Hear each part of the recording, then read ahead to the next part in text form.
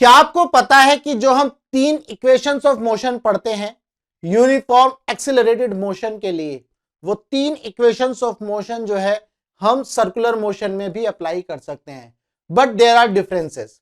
उन डिफरेंसेस को मैं अभी इस क्वेश्चन की मदद से आपको समझाऊंगा और आपको यह भी बताऊंगा कि ये तीनों इक्वेशंस कैसे अप्लाई होंगी। चलिए स्टार्ट करते हैं। पहले क्वेश्चन पढ़ेंगे। क्वेश्चन क्या कह रहा है? A wheel is subjected to a uniform angular acceleration about its axis. एक व्हील जो है, एक व्हील के ऊपर यूनिफॉर्म एंगुलर एक्सिलरेशन लग रहा है। Initially it's angular velocity is 0। इसकी एंगुलर वेलोसिटी इनिशियल में क्या है? 0 है। In first 2 second it rotates through an angle θ1। पहले 2 सेकेंड में ये जो व्हील है रोटेट करता है कितने एंगल पर? θ1 एंगल पर। In the next 2 second it rotates through an additional angle θ2। और अगले 2 सेकेंड में कितने एंगल पर कितने एंगल ट्रेवल करता है? θ2। The ratio of θ2 and θ1 is. पहले मैं आपको ये बता देता हूं, जो हम तीन इक्वेशंस ऑफ मोशन पढ़ते हैं यूनिफॉर्म एक्सिलरेटेड मोशन के लिए, वो हमारी होती है v is equal to u plus a t. ऐसे ही होती है s is equal to u t plus half a t square. फिर होती है v square minus u square is equal to 2as। ये तीन इक्वेशंस ऑफ मोशन हमने पढ़ी हैं। बिल्कुल यही तीन इक्वेशंस ऑफ मोशन जो है हम यूनिफॉर्म सर्कुलर मोशन में यूज करते हैं। तो यहां पर आपको दिया है एंगुलर एक्सिलरेशन जो है यूनिफॉर्म है। इन तीन इक्वेशंस के लिए ये आपको पता होना चाहिए कि जो एक्सिलरेशन होता है वो कांस्टेंट होगा।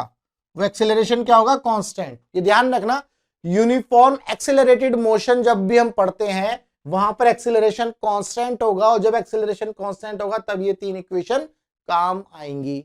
बिल्कुल ऐसे ही इस क्वेश्चन में बोला है यूनिफॉर्म एंगुलर एक्सिलरेशन, यानी कि आपका अल्फा कांस्टेंट होगा, यानी कि आपका अल्फा कांस्टेंट होगा।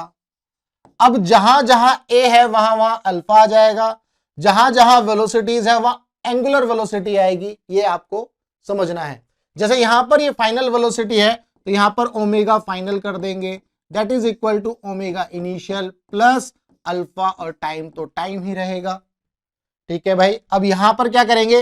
s is equal to u t plus half a t square. यहां डिस्प्लेसमेंट लीनियर डिस्प्लेसमेंट है, सर्कुलर मोशन में कैसा होगा? Angular displacement. तो हम यहां पर लिख सकते हैं theta that is equal to omega i into t plus half alpha t square. ये थीटा जो है एंगुलर डिस्प्लेसमेंट है, ये आपको याद रखना है। ऐसे ही यहां पर लिख सकते हैं हम ओमेगा फाइनल का स्क्वायर माइनस ओमेगा इनिशियल का square that is equal to 2 alpha, और ये आ गया आपका थीटा। तो उम्मीद करता हूं आपको ये तीन इक्वेशंस जो है कैसे कंपेयर करनी है लीनियर मोशन और सर्कुलर मोशन में, आपको ये समझ में आ गई है। अब हम क्वेश्चन की तरफ बढ़ते हैं, क्वेश्चन के आंसर को करते हैं। भाई पहले देखते हैं हम, मान लो ये सर्कुलर व्हील है, ये आपका एक सर्कुलर व्हील है, ठीक है। अब ये व्हील, मान लो ये व्हील यहां से स्टार्ट होता है, ये पॉइंट है हमारा ए पॉइंट से स्टार्ट होता है। अब चूंकि क्वेश्चन में बोला है कि जब ये व्हील जो है स्टार्ट होगा initially it's angular velocity is 0, तो ए पॉइंट पर इसकी एंगुलर वेलोसिटी यानी कि ओमेगा आई आपको मिलेगी 0। इसमें कोई दिक्कत ही नहीं है, तो ओमेगा आई आपको 0 मिल गई। अब 2 सेकंड में ये जो है मान लो यहां पहुंच गया बी पॉइंट पर। 2 सेकंड में कहां पहुंच गया? ये बी पॉइंट पर पहुंच गया। यहां से यहां तक इसने कितना एंगल ट्रेवल किया? θ1। और कितने टाइम में पहुंचा? ये t is equal to 2 second में, और यहां पर t क्या था? 0। ठीक है भाई। ये जो व्हील है ए से बी तक पहुंचा 2 सेकंड में, कितना एंगल ट्रेवल किया? θ1। यही क्वेश्चन में बोला है। अब अगले 2 सेकंड में, अब जो है ये व्हील जो है अगले 2 सेकंड में फिर ट्रेवल करेगा, यानी कि यहां पहुंच गया, और इसने कितना एंगल ट्रेवल किया? θ2। मान लो ये सी पॉइंट है, और यहां पर टी कितना आया इसको? 0 2, और यहां पर हो जाएगा 4। अगर मैं यहां से देखूंगा तो क्या ये बात क्लियर है? भाई आपको यही तो चीज समझनी है कि ये 0 से 2 हुआ, यहां से फिर 4 हो गया, तो यहां पर ये एंगल कवर हुआ θ2। क्या ये बात क्लियर है? चलो भाई, अगर आपको ये बात क्लियर है तो अब यहां पर हम इक्वेशंस ऑफ मोशन लगाएंगे। अब यहां पर देखेंगे, मान लो यहां पर इनिशियल ओमेगा कितना है 0, बी पॉइंट पर मान लो ओमेगा बी ले लेते हैं, सी पॉइंट पर मान लो ओमेगा सी मान लेते हैं, ऐसा मान लेते हैं, ठीक है। बट हमें इसकी जरूरत नहीं पड़ने वाली, हमें इसकी जरूरत नहीं पड़ने वाली, क्योंकि हमें क्या फाइंड आउट करना है, थीटा 2 अपॉन में थीटा 1 हमें फाइंड आउट करना है। हमें फाइनल एंगुलर वेलोसिटी की जरूरत नहीं पड़ने वाली, क्यों? क्योंकि हम पहले इन 3 इक्वेशंस ऑफ मोशन में देखेंगे हम किसकी मदद से थीटा 1 और थीटा 2 निकाल सकते हैं। देखो, अगर मैं फर्स्ट इक्वेशन यूज करता हूं तो यहां तो थीटा है ही नहीं, तो इसको यूज नहीं करेंगे। अगर मैं थर्ड इक्वेशन की बात करता हूं, omega f minus omega is equal to 2 alpha theta, यहां पर थीटा है, तो यहां पर आपको पहले ओमेगा फाइनल निकालना पड़ेगा, जिसकी जरूरत ही नहीं है, क्वेश्चन में पूछा ही नहीं है, तो हम यहां इसको यूज नहीं करने वाले। तो सेकंड इक्वेशन बचती है theta is equal to omega i t plus half alpha t square, इसको यूज कर लेंगे, क्योंकि ओमेगा आई तो 0 है, तो ये वाली जो टर्म है 0 मिल जाएगी और आपको हाफ अल्फा टी की वैल्यू हो जाएगी 2, है ना, आप इसको यूज कर लेंगे। तो मान लो मैं थीटा 1 निकालता हूं पहले, थीटा 1 कितना हो जाएगा, थीटा 1 हो जाएगा omega i into t plus half alpha t square. तो मैं अगर थीटा 1 निकालूंगा तो ये वाली वैल्यू तो 0 हो जाएगी भाई, ओमेगा ये आपका 0 है, तो यहां से थीटा 1 आ गया आपका हाफ अल्फा, अल्फा कांस्टेंट है, टाइम कितना लगा 2 सेकंड, तो यानी कि 2 का स्क्वायर, तो एक 2 से 2 उड़ गया, तो ये आ गया 2 अल्फा। क्लियर है, ये आ गया आपका थीटा 1। अब हम थीटा 2 निकाल लेंगे, सिमिलरली थीटा 2 निकाल लेंगे, लेकिन आपको ये याद रखना है, आपको वो इक्वेशन यूज करनी है जो आपके लिए आसान हो। अब कुछ लोग थीटा 2 जब निकालेंगे तो किस तरह से करने वाले हैं, देखो कुछ लोग ऐसा करेंगे, इसको theta 2 is equal to omega, क्योंकि अब बी से सी की बात हो रही है, अब बी से सी की बात हो रही है, तो कुछ लोग क्या करेंगे कि बी वाले पॉइंट पर ये इनिशियल वेलोसिटी बन जाएगी omega b into t plus half alpha और 2 का स्क्वायर, इस तरह से करेंगे। आप इस तरह से भी कर सकते हो, लेकिन जब आप इस तरह से करोगे तो आपको ओमेगा बी चाहिए, आपको क्या चाहिए, ओमेगा बी। हमें ओमेगा बी निकालने की जरूरत नहीं है, हमें ओमेगा बी निकालने की जरूरत नहीं है। तो हम क्या करेंगे, हम देखेंगे इसको मतलब कि इसको सिंपल करने की कोशिश करेंगे।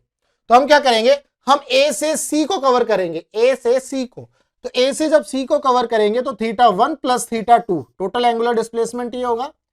इनिशियल ओमेगा आई कितना है, ये omega i into t plus half alpha, तो अब यहां पर टी देखेंगे ए से सी तक, यानी कि 4 की पावर 4 स्क्वायर, 4 की पावर 2। क्या ये बात क्लियर है? तो हम जो है सेकंड इक्वेशन को यूज नहीं करने वाले, मतलब यहां पर ये वाली जो इक्वेशन है इसको यूज नहीं करेंगे। क्यों? क्योंकि आपको इसमें ओमेगा बी निकालना पड़ जाएगा और जिसकी जरूरत नहीं है। क्लियर है? तो मैंने जो है सेकंड इक्वेशन ऑफ मोशन से ही सारा का सारा क्वेश्चन जो है सॉल्व कर लिया। Theta 1 plus theta 2 is equal to omega into t plus half alpha into 4 की पावर 2, है ना। ए से सी तक कितना टाइम लगा, 4 सेकंड, तो 4 का स्क्वायर, तो ये वाली टर्म आपकी 0 चली जाएगी, ये टर्म आपकी 0 हो गई।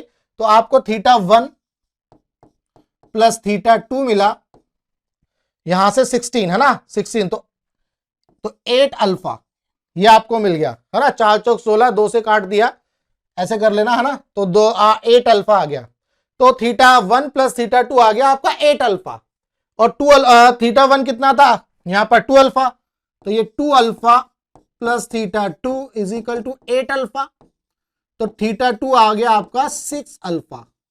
भाई 8 अल्फा माइनस 2 अल्फा, तो ये आ गया 6 अल्फा। हमें क्या निकालना है, हमें निकालना है भाई थीटा 2 अपॉन में थीटा 1, थीटा 2 अपॉन में theta 1 that is equal to, theta 2 हमारा कितना आ गया 6 अल्फा, और थीटा 1 कितना आया हमारा 2 अल्फा। तो ये अल्फा से अल्फा कैंसिल हो जाएगा, क्योंकि क्वेश्चन में बोला है यूनिफॉर्म एंगुलर एक्सीलरेशन, ये ध्यान रखना, अल्फा से अल्फा कैंसिल, और ये आ गया 2 तिया 6, तो इसका मतलब 3:1 इज द आंसर, या 3/1 इज द आंसर। तो इसके हिसाब से हमारा जो है थर्ड ऑप्शन करेक्ट है। क्या ये बात क्लियर है?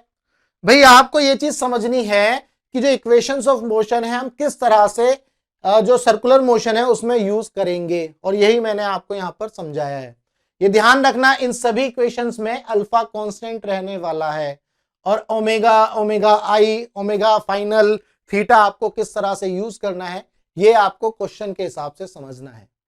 उम्मीद करता हूं आपको जो है ये कॉन्सेप्ट अच्छे से समझ में आ गया इस क्वेश्चन की मदद से।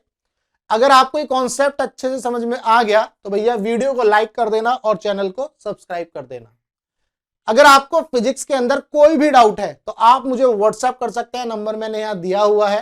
टेलीग्राम पर भी आप ग्रुप ज्वाइन कर सकते हैं फिजिक्स बाय विजय एकेडमी, और चैनल को भी ज्वाइन कर लीजिएगा, वहां मैं लेटेस्ट अपडेट डालता रहूंगा। और अगर आपको इसका पीडीएफ चाहिए तो आपको वेबसाइट विजिट करनी होगी और वेबसाइट पर जाकर के एक रिसोर्स का टैब होगा, वहां से आप इसका पीडीएफ डाउनलोड कर सकते हैं। तो चलिए मिलेंगे हम अपने नेक्स्ट क्वेश्चन में।